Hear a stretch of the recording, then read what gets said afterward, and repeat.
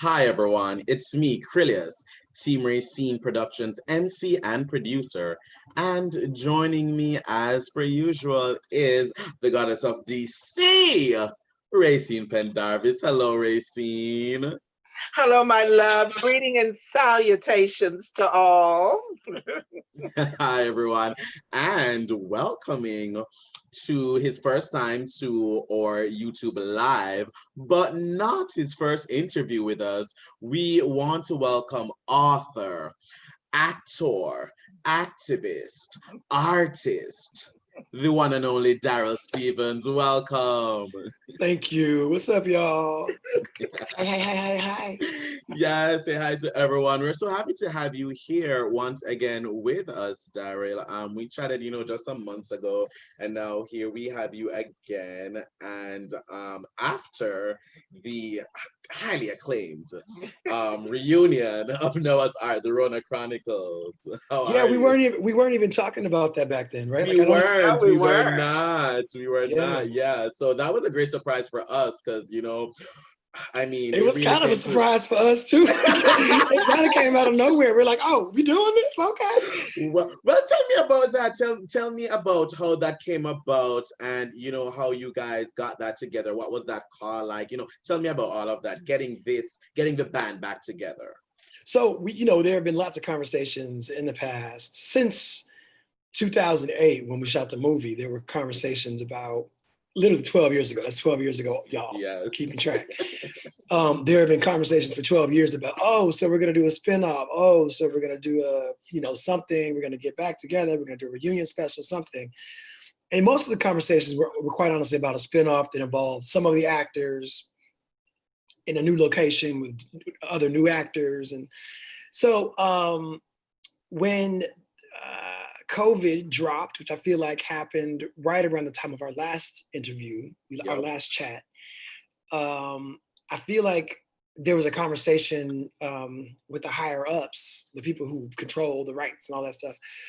This might be a good time to get together because everyone's sitting at home. No one really has an excuse. No one is out working or busy. We're all shooting from our own homes for the most part. So Patrick sent out an email that said, would you guys be down to do this? And everyone was sitting in the living rooms and said, yeah, sure. Like, so, we ain't got no, we're literally not doing anything else.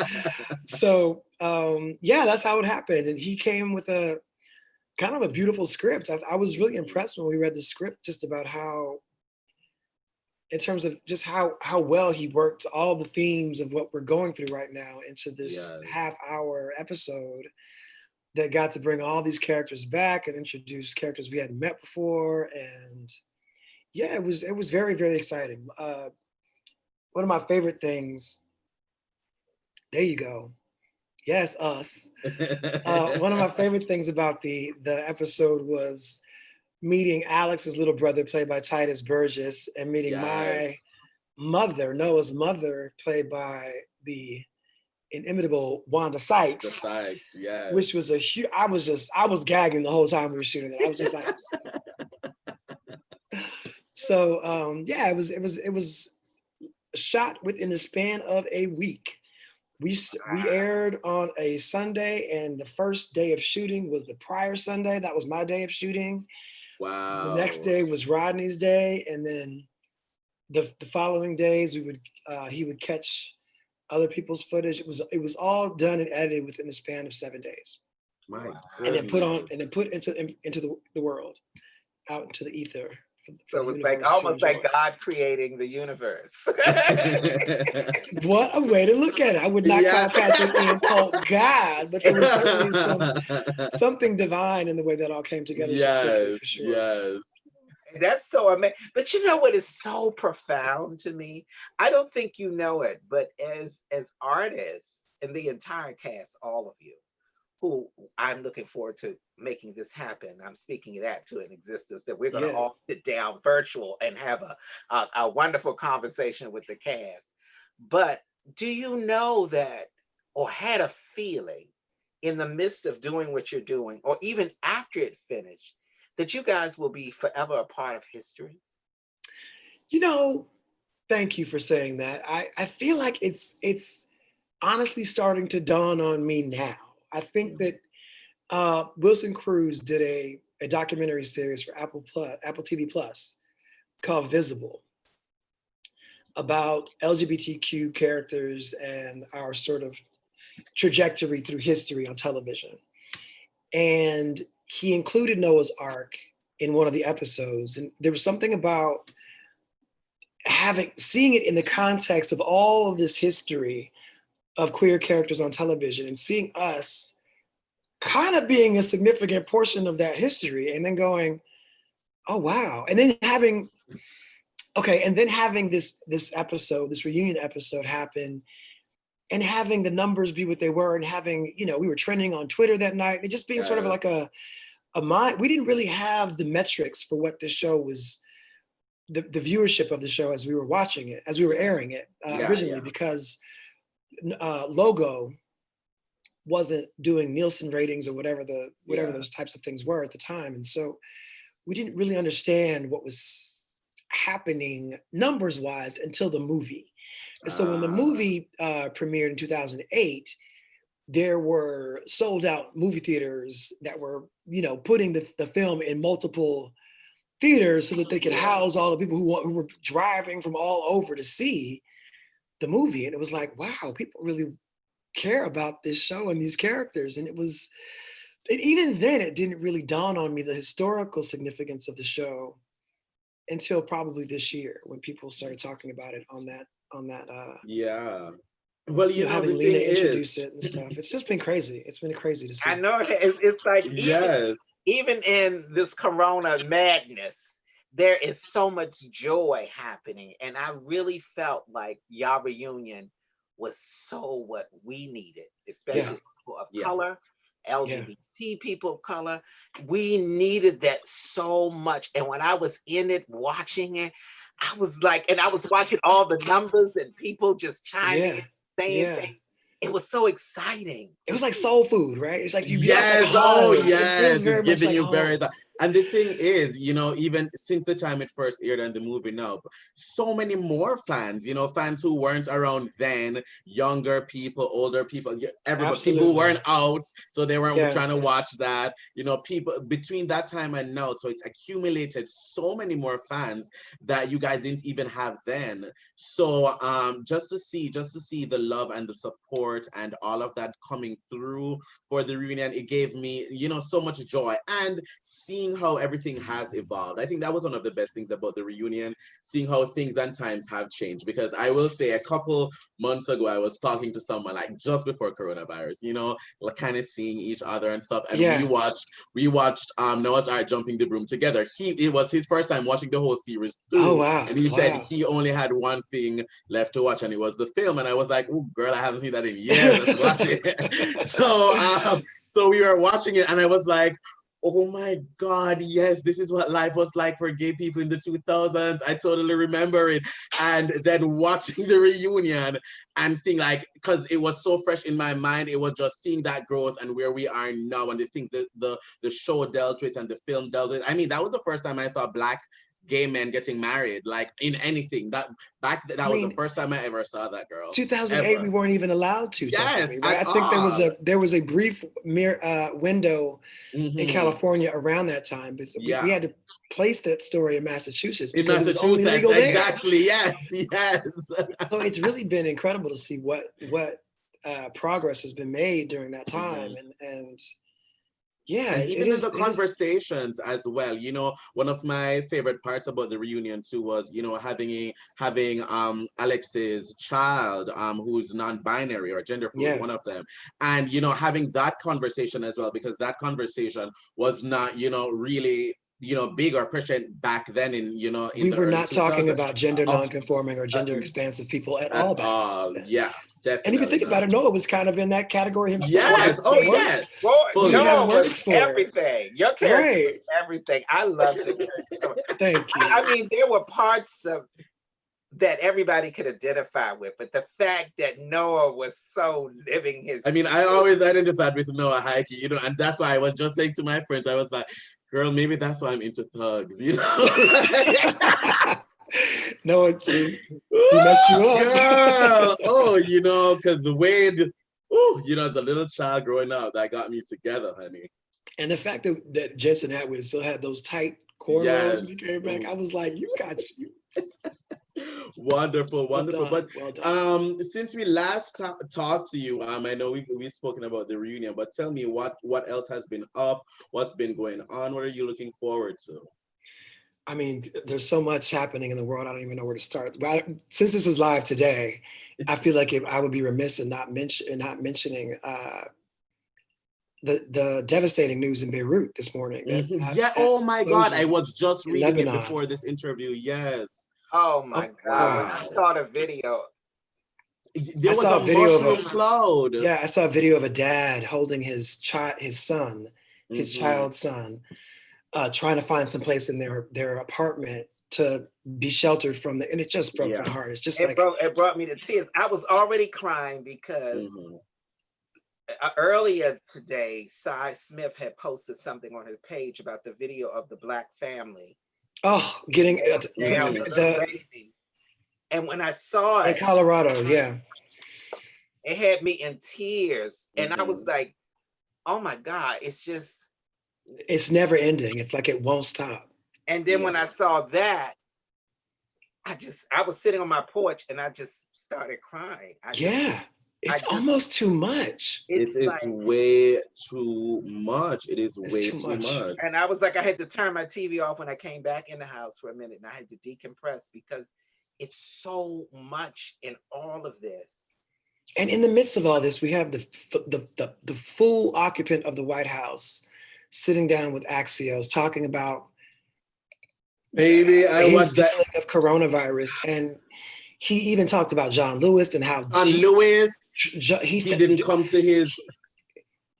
It's too much. No, I watched that interview with my jaw on the floor this morning. All you can do is it's like this. Your head is from the intake of the madness and the stuff that is happening, and it's so overwhelming that sometimes you just have to sit and just be quiet for a minute.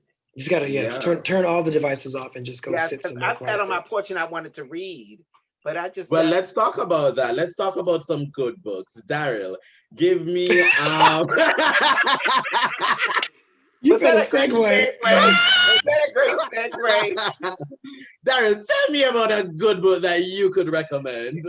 Well, there is this one, Required Reading. That's a book I wrote a couple years ago that I just feel like has. I don't know. I feel like with all these new kids who are sort of being introduced to that show, I feel like there's a little bit of the little nuggets of, I mean, I'd like to say wisdom. I don't know if I'm allowed to, but I think there's some interesting things in that book that I feel like people could get into at this point. And that's important. Tell me about the inspiration behind it. When you decided to write it, tell me about that. What kind of I want to do this.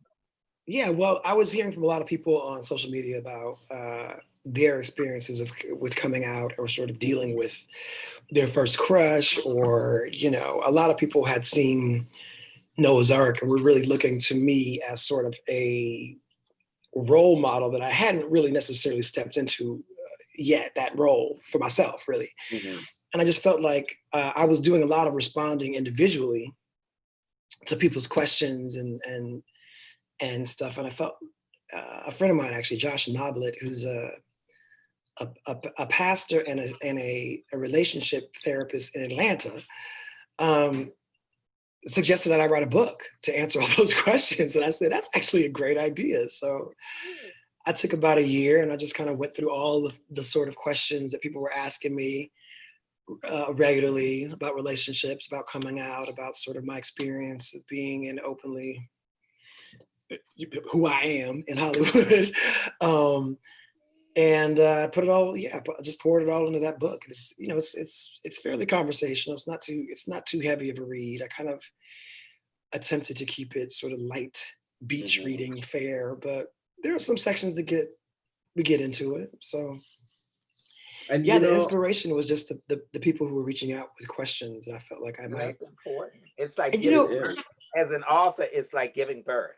Yeah, and Rayceen, you are one of the, you are one of our, I hope you don't mind me saying, queer elders, and we don't have very I many received left. it. I've earned it. And yes, you absolutely have. And I feel like there's a lot of information and sort of wisdom that my generation didn't really get to soak up because so many of the folks, the generation ahead of me, Mhm. were lost. Right. And so what sort of occurred to me at that point was, younger kids have a much firmer grasp on the queer identity than I would say that my generation did. And I feel like they're really leading us in terms of expanding on gender and sexuality and all these ideas that we were sort of, we were certainly the building blocks, and you were certainly the building blocks for. But I do feel like there's some wisdom that we can offer the next generation just in terms of our own experience. And that's one of the reasons I felt like I needed to put something in writing, was just that there's experience that we have, and kids have a lot of brilliant ideas, but that don't always match up with experience. I felt like it was Yeah. worthwhile to put, You have to, and I feel like in order to get free and get to a place of walking in freedom, whatever oof, that may look like for so many of us of the LGBTQ experience, we got to purge some stuff. It's a yes, process. We got to yes, purge and get to that point of really breaking them barriers and breaking them chains to really get free. And when I see young folks who are like 12 years old and 13 years old and telling, or even 10, and I can see little bits of myself in them, yeah, that I Yes. know that And I'm like, oh, a and baby I was queen, like, yes. but sometimes they don't even know what it is. They no, don't know, and they're finding, and they got to go through their journey, because my journey is liberating for them, but their journey is their experience for themselves. yeah, But you have to understand, you got to purge some things to get to that place of, when you stand in it, yeah, you'll be like, it's like the chains just breaking off. It just Yes. breaking from everywhere. And and I feel like a lot of times when I look at these young children, I say, well, baby, let me, I'm happy where you are. You're 15 and you want to say you're non-binary, and yes, yes, your pronouns are them, theirs. But I want you to still understand, there's so much on this journey you got to walk. Yeah. yeah, It's okay to say, this is who I am and this is how I'm feeling. and claim You that. might not feel that same way at 30. Exactly. I mean, I just saw a The clip. spectrum of it all. Yeah. I saw a video yesterday. This is almost off topic, but sort of not really. There was a video that was circulating yesterday on the socials about a young Black father carrying his daughter down the street and giving this sort of speaking to the camera and talking about the work that goes into being a father. I just felt like that was so. If I can find the clip, I'll let me see if I can find it. Well, anyway, there was something so genius about the wisdom that this young man was imparting about what it means to be a Black father, and the work we have to do with dismantling our past trauma. That this is not something that we can casually gloss over. He said you can't just throw water on a woman and a child and have instant family. This is not how it works. There's Yeah. work that goes into it, and I feel like the same is true for us as queer folks. We have work to do with respect to dismantling past trauma and understanding what we actually have to bring to the table to be, fully functioning human beings, right? We have a lot to still take care of. And we Yeah. still have to deal with the churches that are not seeing us. We still have to deal with the families and the communities that are not Mhm. seeing us. These are things this is work that we have to do, and we have to continue as the elders. Now I'm with Mother Rayceen here Okay. as an elder, and I'm feeling like it's work for us to do, and helping to give the younger generation those tools to step outside of that, to get free, and to step outside of all that trauma that we have sort of grown up in and are only now just learning to take, to really take to task. Um, the environments and the spaces that really have made it hard for us to be who we are. It's Yeah. time for us to Yeah. do that work for the kids. So that's kind of where the book circling in many good. We are circling this question like a hawk, but we are going to But pounce on it and answer the question. but that's fabulous, because that's Yeah. so. like, but you talk about videos. There's a clip that I loved. I love this world. Even in the madness, there's joy because we live in a world where something happens that is so powerful. Folks can grab a camera and send it out. Yes. And then there's a video of these two little kids in New York City. One is black and one is white. Running to each other on the sidewalk. Oh my God. When I'm feeling bad, I find that video. Yes. It's so powerful to see children just being children, right? And yeah, because you know, bigotry is taught. Yes. All of that is taught. All of that is taught. It's learned behavior. Like nobody comes out like, oh girl, I'm gonna hate you because we look different. Like that's not a thing. Like, you know. So when you see videos like that, and it takes you back to, you know, that innocence of childhood before, you know, one is corrupted by all this world has to bring. Now, as we're speaking about, you know, social and racial equality, inequality, all of that, and, you know, equality for people of color, especially LGBTQ people of color, I think it's very poignant in a way, and almost just special, almost serendipitous that the reunion, the Noah's Ark reunion, came around in the same time when, you know, all of these things are at the forefront of people's mind. One, a time when people are at home, so they have the ability to sit, think, introspect, retrospect, really look into things. Two, the conversations that are going on right now. And I think this year, 2020, it's a pivotal year. It's a full changing of an era. We are fully in a whole different place than we were 6-7 months ago. We're just in a whole Since new last world. We talked, the world has changed. Yes. White folks are out, white moms are out getting beat up by cops. Yes. And they're now being defended by vets. It's just about Black Lives Matter. I mean, it's just like, what? It is crazy. It is crazy. But speaking of that and the historical significance of the reunion being in this year at this time, how can I add this? In the future, are you open and are you looking forward, because I know other fans are, something else from all of you guys at Noah's Ark? A spin-off, a movie, a miniseries, something. Any talks about that? Any thoughts about that? Well, I'm gonna show you my shirt right quick.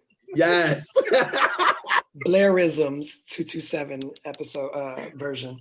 Anyway, yes, I will say that I believe that when the higher ups were talking about what it might be, how it might be useful during this downtime to put something together to remind folks that we are still, that even though we are older than we were when that show came out, you know, we were all like hot, young, y'all look the same back in the day. honey. But you know, we're in our 40s and 50s now, and I feel like there's probably a lot of, if there are conversations happening at those levels, it's like, well, are they still relevant? How do we keep these characters interesting? And I think one of the points of that episode was to show that there are still many conversations that we are having, and that queer men, just because they hit 40 and 50, don't stop having these conversations. Yeah, they don't. And I think what was brilliant about what Patrick did with that script was that he really put these conversations into those characters' mouths in ways that felt organic. These conversations that are very relevant today. But again, like you mentioned, Alex and Trace's child, OJ, who now identifies as non-binary. I think there's space for a new generation to be integrated into that story as well, and to have the queer kids of today being reflected, and sort of how, you know, I thought it was, and I heard some criticism about this.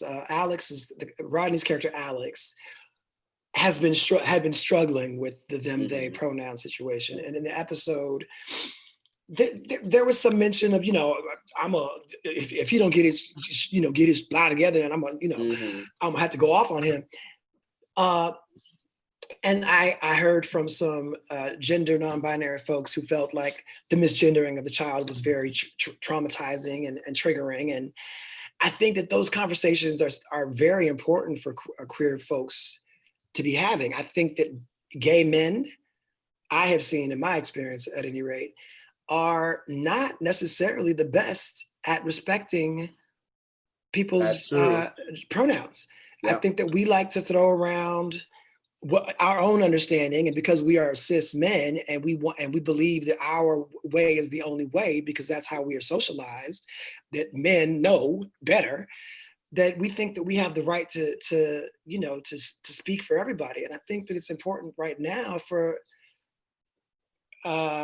men to also be putting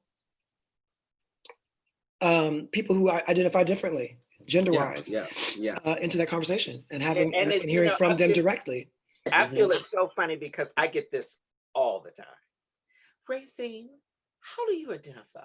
So, and it's so funny to me to hear that. Yeah, we just did an interview, and in the interview, the interviewee said he, right, during the interview. Then at the end, they said, by the way, I must apologize. What are your pronouns? I knew that. And Rayceen was like, girl, it's all good. But for our generation, it's a very different conversation. Yes, and I think that we have been so used to seeing, okay, even Noah, that's like another that example. I feel like Noah was definitely doing things with gender that were not necessarily understood by everybody, but we understood him to be him. And there was no question about that. But I think that there are kids now who feel that and express that differently. And I think that we have to have those conversations with them for them. And I think seeing that conversation between the kids and between you guys, seeing that how that plays out, especially from a queer context, because I'm starting to see the conversation in shows and stuff here and there, but especially seeing it from a people of color context, seeing that and seeing people from that we know already, we know these characters, we know how they were when they were younger, seeing them older now and dealing with the younger queers and seeing that generation. I think that is something very, very worthwhile that they must tap into. And I hope whoever is watching this will just listen to us and give that to us. Okay, so the idea was we're going to show them that these characters are still relevant in the hopes that we can sell a show of some kind to someone. So I think that while nothing has been sold or established or written at this point, I do think that the reintroduction to the cast was not without its motives. Definitely, of course. And you know what? If the motives work out for all of us, then if the motives work out for all of us, then I am here for it. A cute streaming service would be great. I agree. A streaming service would be very, very cute. Yes, honey. Let's binge watch. Okay, well, we've been talking forever. Let us start wrapping it up. Darryl, is there anything that you want to plug and anything that you want to say before we let you go today? Oh goodness. I mean, there's things that I should be talking about that I'm never good at this kind of thing because so audience at home, they asked me if there was a photograph I wanted to, to submit for the show. And I was like, I haven't taken any pictures. I've been sitting at home for eating cupcakes for 6 months. So, no, so I said something to cover the book.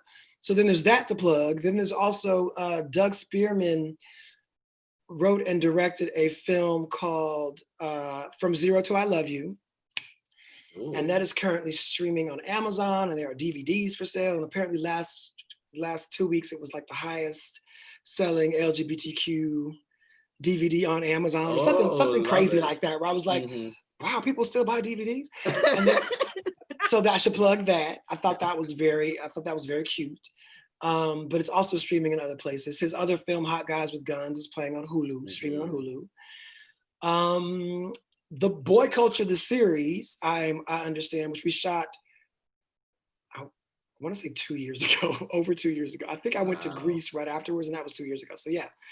Okay. That's coming out very soon. I just saw that my co-star, Derek Magyar, was doing ADR for that. So that's all coming together. I think that they finally got their last funding bump to finish all the post-production stuff. Yeah. So that's coming soon. I don't know where yet, but look out for that. And what else? I mean, I'm also trying to, sell shows and movies and stuff. But when that's all inked, I'll let y'all know. Because we're gonna sit down, chat for that. Yes, we will. But yeah, that's all I can think of right now. Yeah. Wonderful. Listen, Darryl, thank you so much. It's always such a pleasure having you here with us. Always nice to talk to y'all. Thank you so You much. know I love you. I love you. I From love the you first too, moment mother. I met you, it just felt like I was like, where have you been all my life? It's like, oh That's my exactly how. And it didn't feel like we knew each other already when we God. met. I know. There was this level of comfort that just came from like, oh yes, we are spirits from the same place. Yes. Yes. But most of all, to everybody out there, thank you for watching. Yes. Bye, Y'all. everyone. Love y'all. Love you more. Bye. Bye.